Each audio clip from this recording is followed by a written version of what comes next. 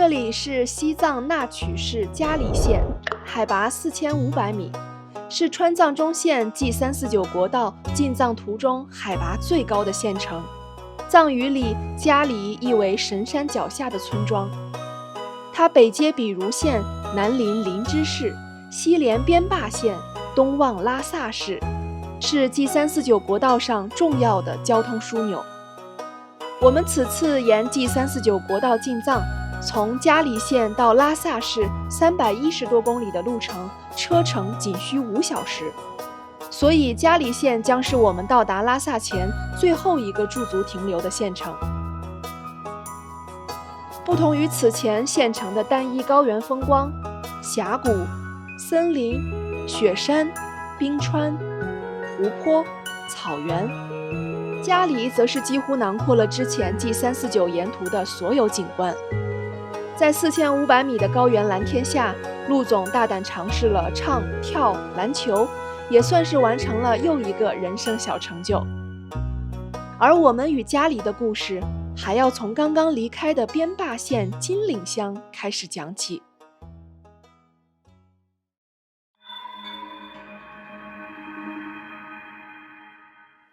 友友们，我们现在要正式离开金岭乡了，将沿着349国道继续向西行驶。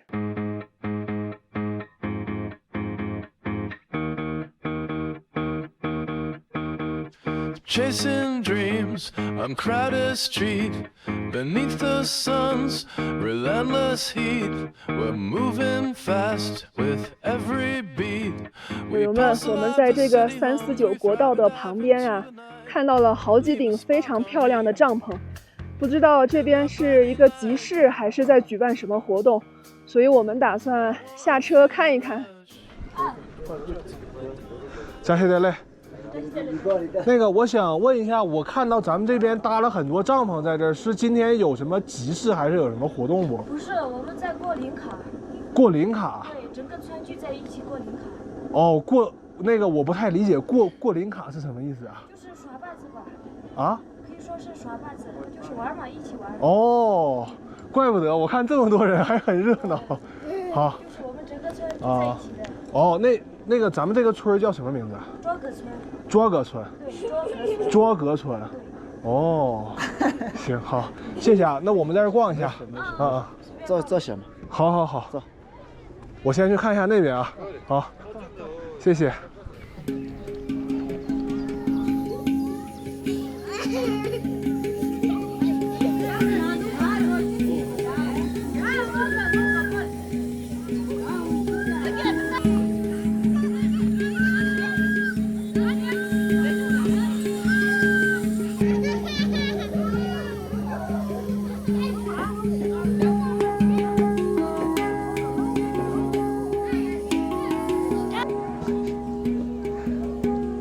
你在吃什么？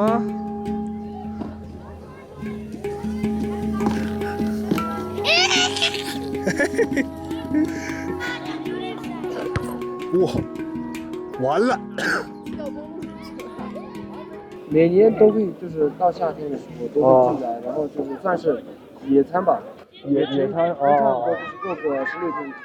多少天？16天。对，前年是10天，今年好像是6天。6天。对。哦。我拍一下这个帐篷，很漂亮。这个帐篷，这上面印什么图案都有讲究吗？有啊，上面那是饕餮。最上面那是饕餮。它是没有，就是只有头部跟那个手。因为相传以前就是佛祖在世的时候，他是一个魔，然后他跟龙一样，然后他就特别贪婪，就是万事万物他都可以吃，然后最后吃，最后把自己的身体都吃了，最后只剩下那个就是头跟手。就头跟手。对，然后最后他就入佛，就是修佛，就是特别努力，算是精进吧。他就是预示着，就是人就是贪嗔痴什么都有吧，但是也可以跟他一样，就是他虽然只有头跟2个手吧，但是他通过自己努力。最后修成正果。这个藏族小哥希望我们给他拍张照片，用相机拍一张照片。那个要不要咱们吃多年花钱进去？要。3、2、1，干杯！现在陆总要去另外一个帐篷里面给其他的村组的村民拍照。蓝天白云很好看哦。好球啊！这球停得漂亮。哎呀，这个高，哎，小心。好的，好的。哇，他踢得真棒，你踢得真棒啊，真的。得知我们后面的行程会经过嘉黎县的尼乌乡，小哥说他工作的地方就在尼乌乡，主要是做建筑工作。尼乌乡是 G349国道进藏海拔最低的乡镇，有藏北江南的美称。尤其是每年的4月份，桃花盛开，漫山遍野的桃花像粉色的云朵飘在群山之间，与远处终年不化的雪山互相映衬，形成山顶白雪皑皑，山下桃花灼灼的壮美景观。不过现在是8月，不是桃花盛开的季节，但是可以看到金色的麦田，也是非常美丽的风景。于是我们打算继续出发，看看尼乌乡的美丽风光。临走之前，一群藏族小女孩向我们挥手道别。好，我们走了，拜拜。再见，再见，你们好好玩。希望真的可以有再见的缘分，希望那一天依旧像今天一样，他们与天气都阳光灿烂。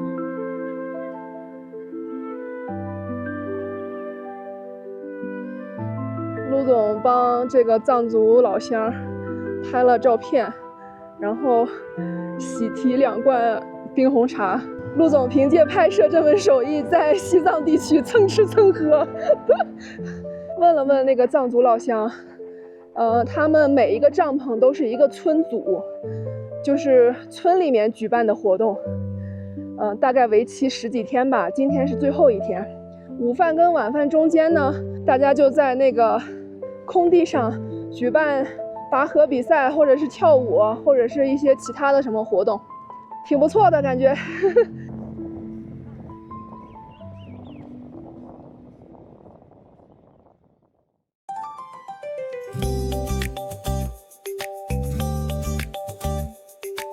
离开藏族同胞的林卡，我们继续在 G349国道上驰骋，从金岭乡到尼乌乡，全程大约60公里，中间会穿越一段平均海拔3500米的高原峡谷，而就在这片峡谷中间，竟然生长着一片茂密的森林。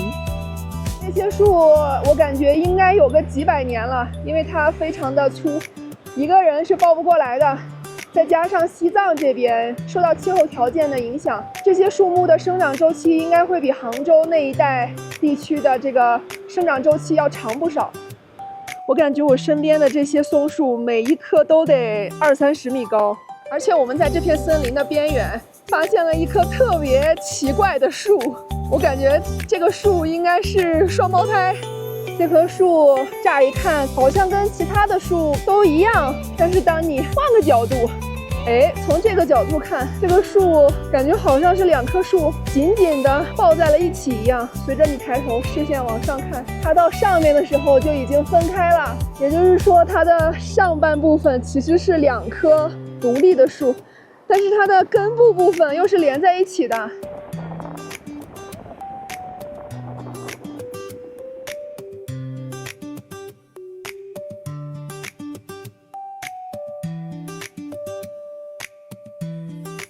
车辆缓缓驶出峡谷，地势渐渐变得平坦开阔。刚刚在峡谷中奔涌的河流逐渐放缓，沿着道路蜿蜒向前。岸边的金色麦田像是被牵引着，顺着河岸一路铺展。一汪碧绿色的水潭忽然映入眼帘，潭水清澈透亮，不少当地人正惬意地在水中游泳纳凉。这就是尼乌乡，自然与烟火浑然天成。友友们，我们现在已经到了嘉黎县的尼乌乡。我们上一站金岭乡啊，它属于昌都市边坝县。那尼乌乡呢，它属于纳曲市嘉黎县。吓我一跳，这乡里面人家养的猪。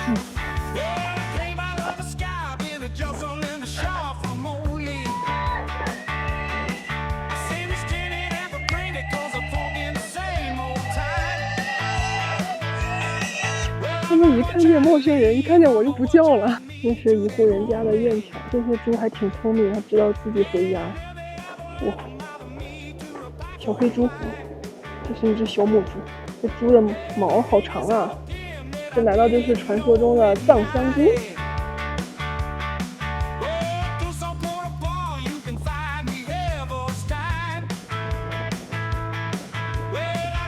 然后这边是农业银行，泥屋乡的路边随处可见川菜馆。我觉得不只是泥屋乡吧，整个西藏地区川菜馆真的蛮多的。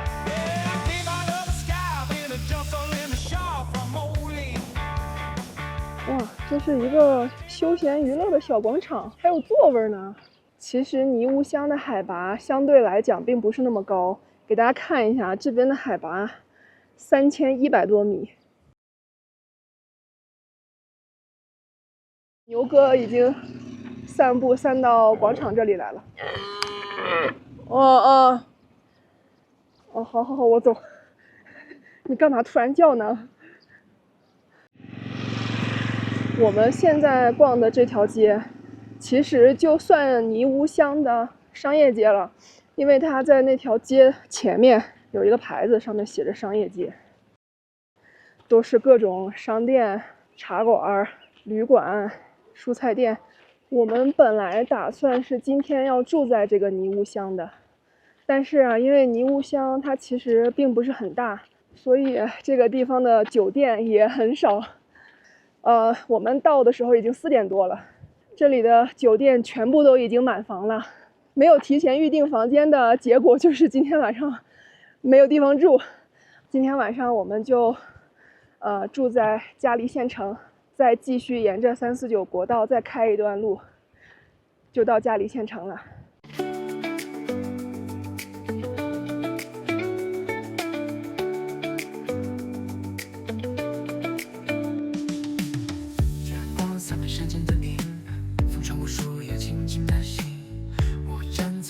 从泥屋乡继续沿着G349国道向西行驶，便会邂逅独峻大峡谷的壮阔景致。峡谷两侧的山体陡峭且高耸，我们坐在车里抬头向上看，甚至都无法直接看到山顶。在这车里边抬头看不到顶那个山。路一侧偶尔出现的落石，时刻提醒着我们不可小觑自然之力。在这里几乎没有可以驻足停留的地方，仔细观察，加速通过才是最好的选择。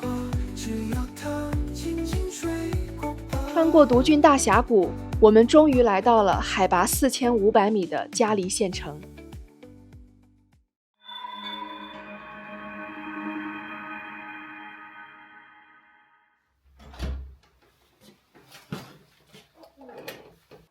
这个是我们在嘉黎县订的酒店，然后一进门，这边是洗手间，还可以哦，干净整洁。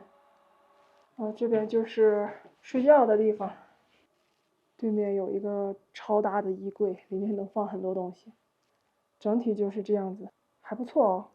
这个房间的价格是240多块钱。其实349沿线酒店相对于318沿线来讲的话是比较少的，可能游客也比较少，所以酒店的价格，相应的也比318沿线要贵很多。不过我觉得有一个非常干净舒适、临时歇脚的地方，已经非常不错了。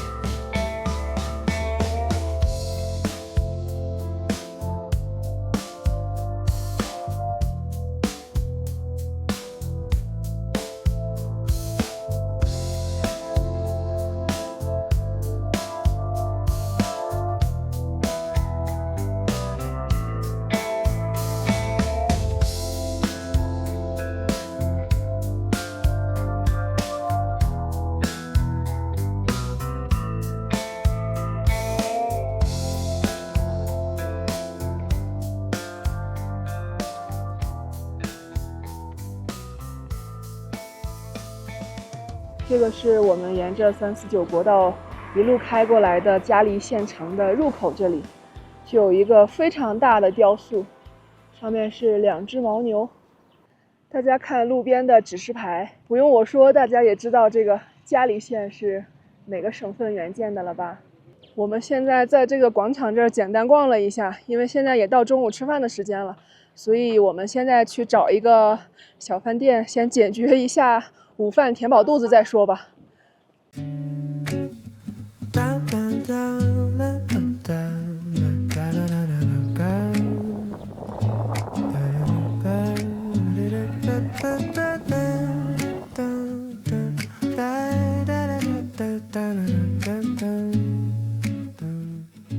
这个路边沿街都是各种商店，不过不知道为什么有一些商店大门紧闭。现在已经中午12点了，还不上班吗？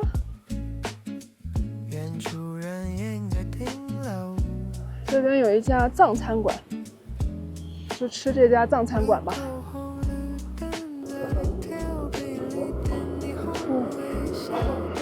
可以点餐。这个藏餐馆里面都是这种硬座沙发，然后小茶几，都是这样的摆设。我们坐在这个角落里面，这样等会儿拍视频也不会影响到别人。这个就是我们今天中午的午饭，我们点了2份藏面，这个就是藏面，陆总那边也有1份啊，这是2片肉饼，然后还有1份炸土豆，然后呢再就是酥油茶。这边的茶呀，不管是甜茶还是酥油茶，都是这么一个小小的暖瓶。那我们就正式开始我们今天的午饭吧。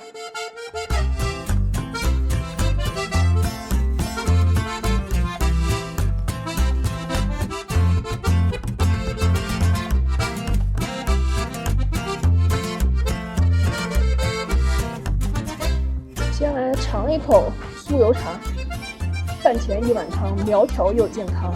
现在没有糖，我就先来1碗酥油茶吧。哇，这个酥油茶上面都飘了一层那个，就像我们山东那边那个稀饭，然后它煮开了之后晾干之后，它上面飘着一层嘎渣。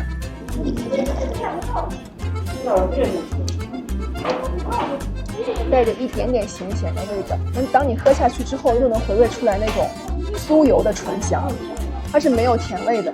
如果我们点甜茶的话，那可能它是甜的。这个酥油茶呀，其实我在很多的西藏的地方都喝过，怎么说呢，有很多味道不同的版本吧。不知道大家还记不记得韩红老师有一首歌《青藏高原》啊，里边有一句歌词非常的知名啊，叫酥油茶会更加的香甜。哎，那么问题就来了啊，我们今天所喝到的这个酥油茶呢，它是没有加糖的，所以是那种更加醇香咸香的味道。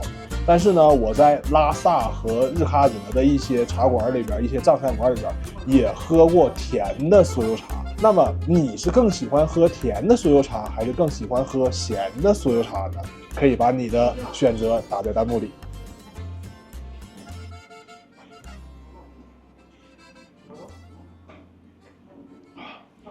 但我觉得其实都挺好喝的。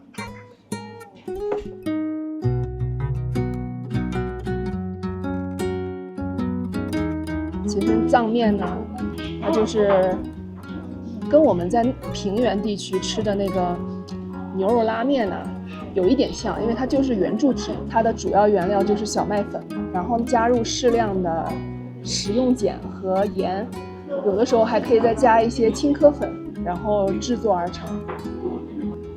这个藏面的精髓啊，在于这个汤。藏面的汤呢，一般都是用牦牛或者是牛骨头熬制数小时而成。它整个面条的质地就是外软里硬，口感呢比较爽滑，比较筋道，然后也比较有弹性。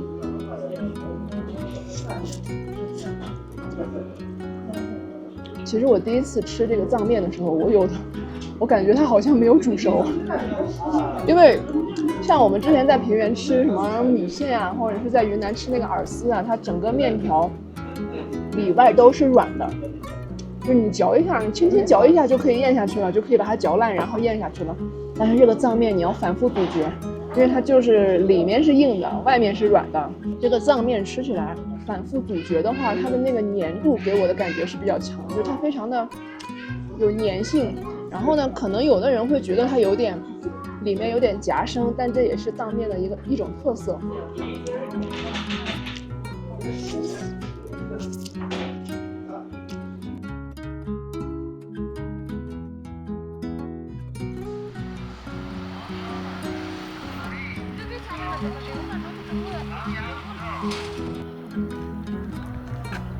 今天的这顿午餐，藏餐，一共花了42块钱。嘉里县是浙江省原建的，所以我们能在嘉里县的一些街头巷尾啊，看到它路边的这个路的名字啊，都是浙江省相关的元素。比如说我现在左手边的这一条路啊，这一条路叫浙江路。我们再往前走，那边还有一条路叫温州路。我身后的这个天气还是蓝天白云的，但是转个头来看，那边就是乌云密布的了。我觉得嘉里县这个县城跟其他县有一个很大的不一样的一个点，其实它就2条主要的街道嘛，这2条主要街道都修得非常宽，然后呢给街道的2边留足了停车位，所以在嘉里县停车是非常方便便捷的。我们现在走的这条街道是温州路，它就是连接2条主干道的这么一个街道，还挺好看的呢，这房子建的。大家可以猜一下，这个建筑，这个藏式复古风格的这个建筑是什么啊？等会儿我们绕过去看一下。我猜感觉像酒店一类的地方，这么有特色的地方一般就是酒店这种公共场所，不能是人家家的家吧？这也太大户人家了。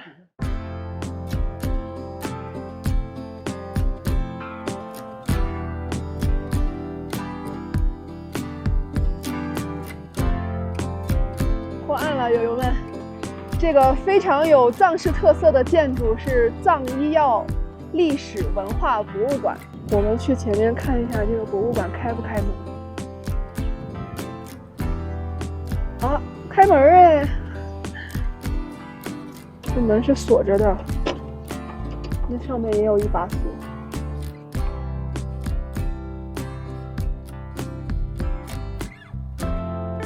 哇，这个是嘉里县第1幼儿园，铜讲普通话，盛开文明花。星期一早餐吃菜包，午餐吃卤鸡腿儿、莴笋炒牛肉、胡萝卜炒玉米、西红柿鸡蛋小白菜汤。星期二吃早餐花卷，午餐西红柿炒鸡蛋、土豆丝炒牛肉、大白菜、玉米胡萝卜汤。星期一到星期五的餐食都公示出来了，不错哎，伙食不错。这个菜谱的上面还有经费收支情况公示表。太冷了，友友们！这边有太阳的时候热得要死，没太阳下雨的时候又冷得要死，穿个衣服。毕竟这里可是海拔4500米的县城，有太阳的时候那太阳晒的简直快要把人晒熟，没太阳的时候瞬间就冷下来了。真的，现在的温度也就10几度，还在刮风，还在下雨，能不冷吗？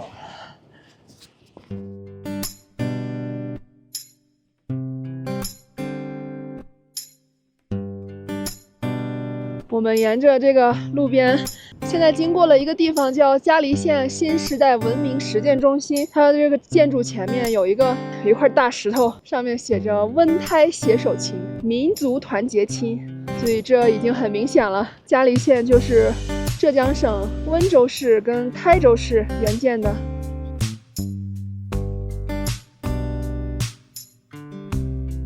现在我们已经从嘉里县路的那头直接来到了这一头因为这一头呢，这里有很多的居民区，所以有一些商店呀，我看周围都是开着门的，不像我们刚刚逛过的那一边，有一些商店它都是那个卷帘门都已经拉下来了，它没有在营业，所以这边我感觉可能这个烟火气会更浓厚一点，所以我们就在这里带大家看一下这个嘉黎县城普通居民居住的地方吧。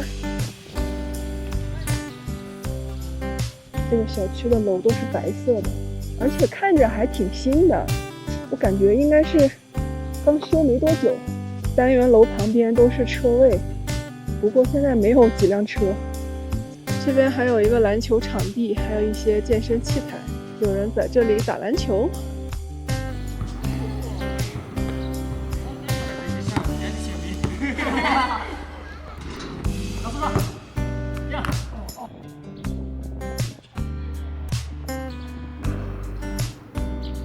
我刚刚看了一下这个小区的大门口有一块牌匾啊，上面记录着这个关于这个小区的一些基本信息。这个小区的房子呢是公租房，然后整个小区是23年11月份竣工的，所以我们也能看到整个小区非常非常的新，甚至我感觉有一些房子都是空着的。你像这些窗户上没有安装窗帘的，大部分都是还没有人入住。一般情况下，公租房是没有办法交易的，在一些房产中介的平台上，你是搜不到关于这个小区房子的一些相关信息的。想住这个公租房的话，要满足一定的条件之后，去当地的一些相关部门申请。虽然这边的这些房子是公租房，但是路对面、斜对面的这些红色的房子，应该就属于商品房的范畴了吧。刚刚我们看的那个公租房小区，它比较高，一共有8层，这个我看起来可能也就有4、5层，所以我进去看看里面有没有电梯呀。哦，也是有的。这边这个房子别看并不是很高啊，但其实它也是有电梯的。这边啊，电梯都是好用的，但是这个电梯比较窄，所以嘉黎县城这边海拔4400米、4500米左右，你这些商品房也好，还是公租房也好，只要是个楼房吧，大概超过5层的，如果不给人家修电梯的话，爬起楼来真的还是会喘一点的。我其实现在特别想找一个本地的中介呀，然后能带我们去这些房子里面看一看。我很好奇这边的房子里边的设计是一个什么样子，然后面积有多大，居住环境是什么样的，我还是很好奇的。但好像我们从嘉黎县从头到尾逛下来，没看见一家房产中介，所以这边的房子要怎么买卖呢？我们本来想在某房产平台搜一下，看这里有没有房产中介，我们去看一下这个嘉黎县的房子啊。但是很遗憾的是，这个小区没有中介。这路边趴了一只狗子，我刚开始路过的时候没仔细看，以为趴了一头猪。你怎么能吃成这样呢，狗子？啊？你看你行动都不方便了，你都胖成这样了。你得减肥，狗子。你得减肥，你这样不利于身体健康。你看你迈2步路就坐下。你是我迄今为止在现实生活中见过最胖的狗子了。那边是嘉黎县第1小学，这小学建的挺气派的啊。小学生放学了，现在是晚上5点半。他们每个人手里边都拿着一箱东西。你好，你们是刚放学吗？对。哦，我看你们每个人手里都拿着一箱东西，这个是学校发的是吗？营养午餐。啊？营养午餐学校发的。营养午餐是吧？对。为什么你们现在还没放暑假呀？我们的暑假过完了。过完了。这么快的吗？那为什么我问其他有那些6年级的同学，他们就放暑假了呢？他们已经毕业了，放4个月是吗？对。我能看一下这个发的是什么不？哇！面包和牛奶是吗？坚果哇，这个是每个人都有的是吗？对。是每周都发吗？对。就是每周周五，然后你们就拿着这些东西就回家是吧？哇，厉害的厉害的，你拿到了奖状，恭喜恭喜！小学生放学了，每一个小学生手里都抱着一个箱子，里面应该是好吃的。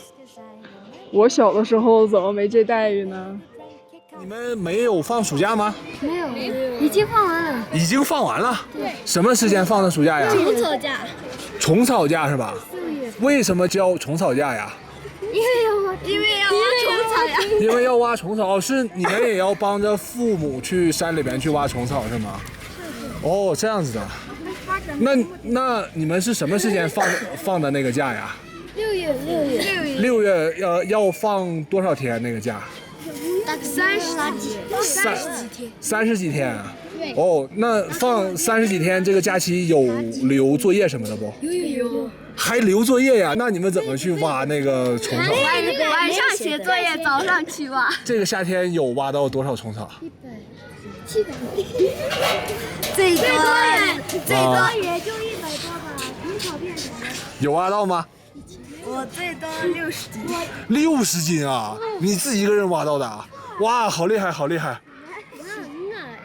那你有挖到多少？他有点害羞。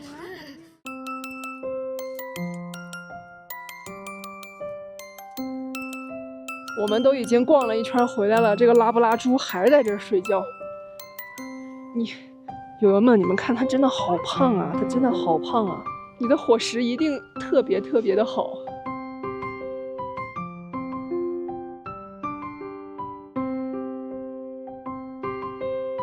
这个路边有一块运动场地，我看里面有人在这儿打篮球，海拔4000多米的地方打篮球。这个地方是足球场，然后这边是篮球场。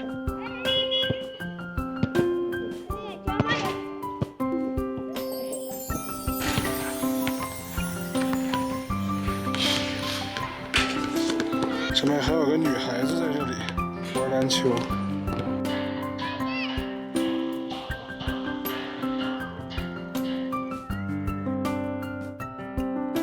挑战一下在海拔4500米的县城玩一些体育运动啊！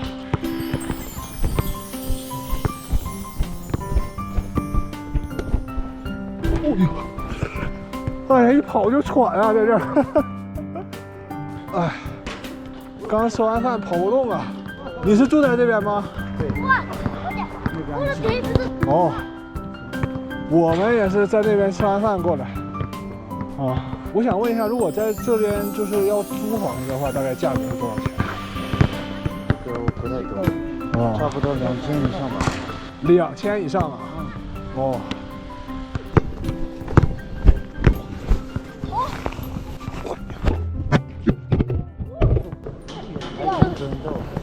他们刚刚在这边转眼儿，已经正式把我算进去了，所以我跟他们在这边短暂的玩一会儿吧，估计撑不下来几个球。这边海拔太高了，真的。好，你去哪里？我都行，我都行。你避吧，我 C。啊，行，我避 OK， 我避。看看这小哥能不能投中。哇，好，投中了。哇，哎，差一点。好，球被抢走了。看能不能投一个3分球呢？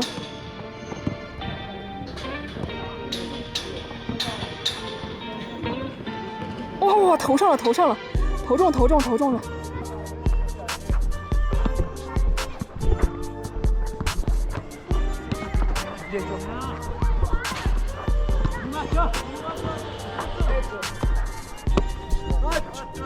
哎呀！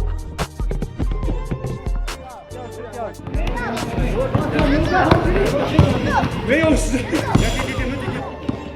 这些小哥特别照顾陆总，因为陆总在这个高海拔地区运动有点喘不上来气，所以这些小哥就让陆总在篮球框底下守着。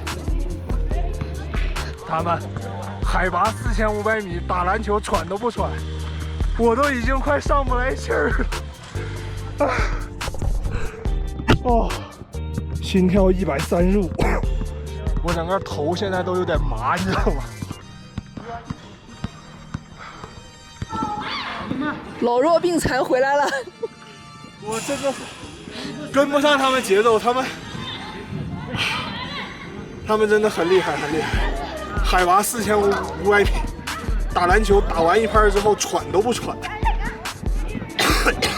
我感觉我连气都已经快上不来了。我的心率现在是145，你敢信？哇！朋友们，也算完成人生成就啊！在海拔4500米的地方打了2拍篮球，虽然1个球都没进，但我觉得也是突破我的人生新极限了吧？应该说是4500米啊，这个地方。其实运动强度还好，没有那个很晕啊。刚刚说两眼冒金星跟喘都是节目效果，没办法，玩的菜得给自己找点借口，对吧？也不能一直总是拖累人家。我这上去三分钟就下，上去3分钟就下。我那3个小哥队友，我感觉可能不太对得起他们，因为我玩的实在是很菜。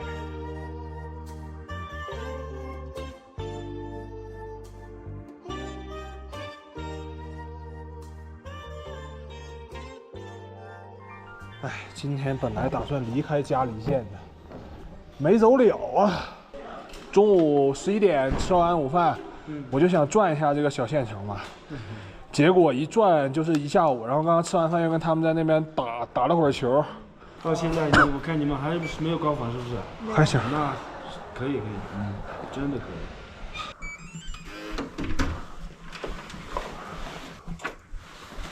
以。哇，这房间是一个双床房，然后床挺大的，我感觉这床至少得有个1.35米左右吧。房间的面积大概在30平米左右。这个酒店它有一个好处是什么？它是那种弥散式供氧的酒店，也就是说，在你的房间里边，它不会是给你弄2个管让你在那里吸氧，它直接把氧气打到你的房间里面，让你房间里边的这个氧气的浓度会稍微要高一点，所以睡起来没有那么难受。大家要是有高原反应的话，其实更推荐住这种弥散式供氧的酒店，那种插管的可能你把管一拔了之后，该缺氧还是会缺氧。我们在这个酒店的桌子里的抽屉里啊，看到了这个《嘉黎秘境》，就这本书就是介绍这个嘉黎的这个地方，有一些好吃的好玩的，还有一些特色呀等等之类的。我们下午的时候路过了一个小学，然后我们问那个小学生有没有放暑假，他说已经放过了。之前的时候是5、6月份放的，他们放暑假的时候会去帮这个家长一起去挖虫草。那我现在正在酒店看这本书，然后我就在里面看到了一个章节是关于虫草的内容，所以我也很想跟大家分享一下。因为每年的4月份到6月份，山上的积雪也融化了，万物复苏，所以牧民就会上山去挖虫草。那么我们拍摄视频的月份已经是8月份了，所以已经错过了挖虫草的那个季节。那么牧民日常呢，除了放牧之外，还会在每年的4月份到6月份这个时间段内去上山挖虫草，这个也是他们重要的经济来源之一。虫草对于牧民来说是自然的馈赠，为了有序采挖，保障自然生态，村里的干部和驻村工作队每年都会在这个时候轮番上山巡视。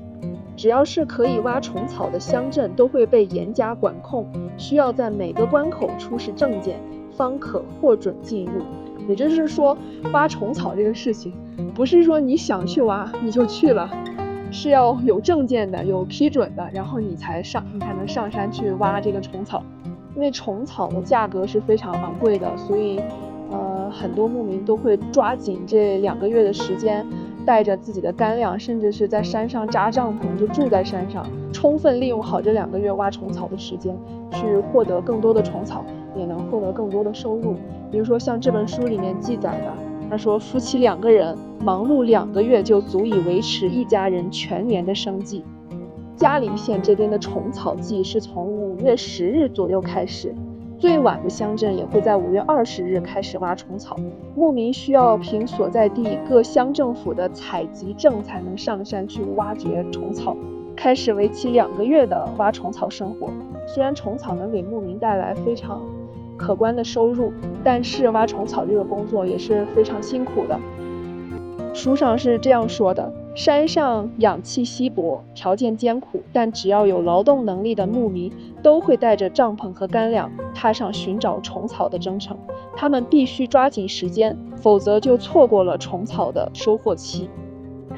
虽然牧民们生活在西藏这样的高海拔地区，但是他们在这4月份到6月份的期间，也是要爬到4500米到6000米的山坡上，或者是草原上去寻找挖掘虫草。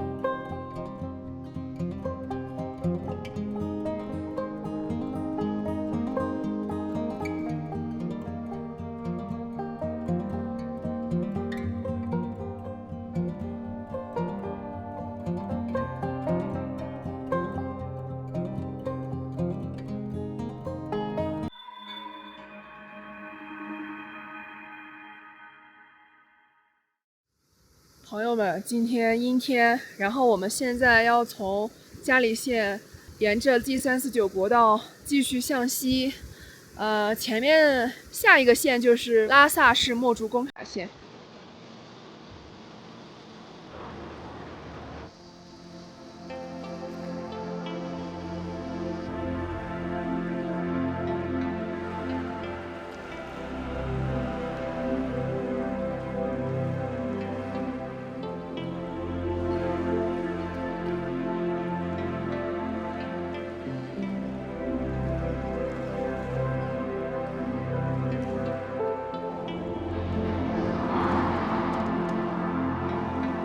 现在正在离开嘉里县的路上，去往墨竹工卡县。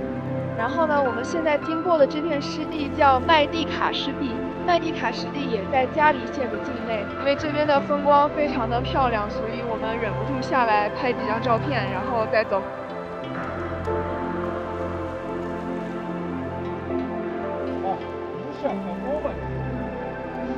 这座山就跟金字塔一样。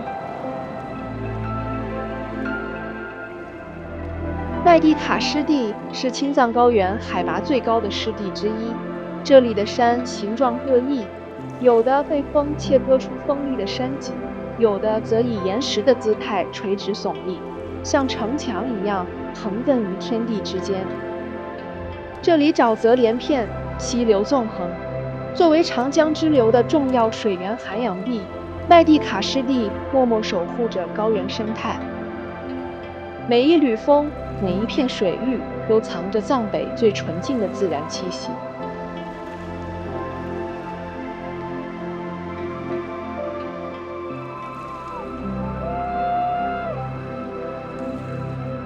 友友们，我们已经离开了嘉里县，正式进入了墨竹工卡县境内。我们现在所处的海拔是5030，然后我的这个刚刚测完的血氧浓度是75%，高原反应风险为0。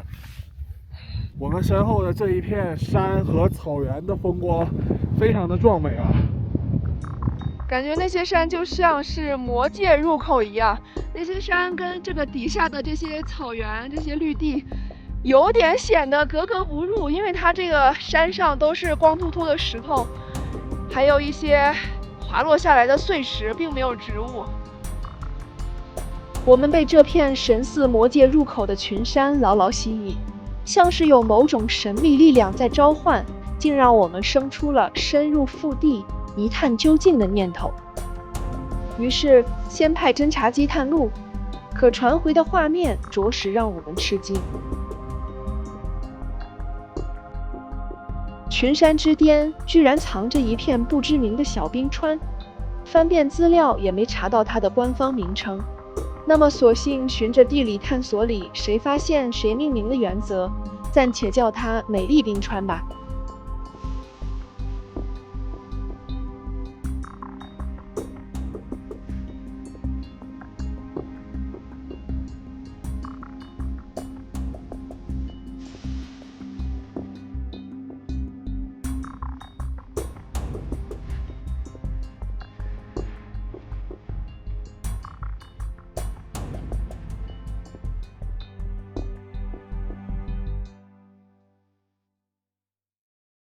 离开美丽冰川，我们沿着 G349国道继续前行，雨丝还在风里飘着，前方的天空却忽然破开一道缝隙，暖融融的阳光直直洒下来，紧接着一道色彩饱满的彩虹凌空舒展，湖光完整的像一道能穿越时空的拱门，撞进眼里时满是惊喜。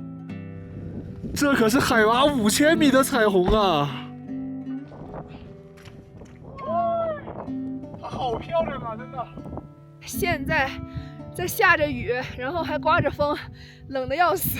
然后我们现在正好站的这个349国道旁边有一个延展出来可以给你观赏用的一个平台，在这里可以看一下这边的风景。不过我对面有一座山，正好把太阳光挡住了，所以那个太阳光就照到了对面的那块草坪跟对面的山上，然后彩虹就出来了，而且还是一道双彩虹。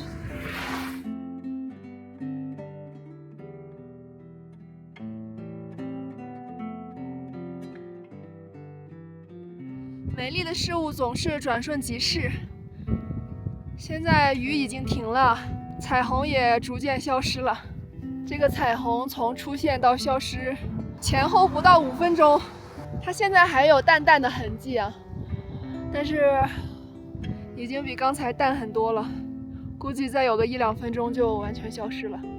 这也是旅行路上总是充满了惊喜与奇遇。希望看到彩虹的友友们，在人生的旅途中一路顺利。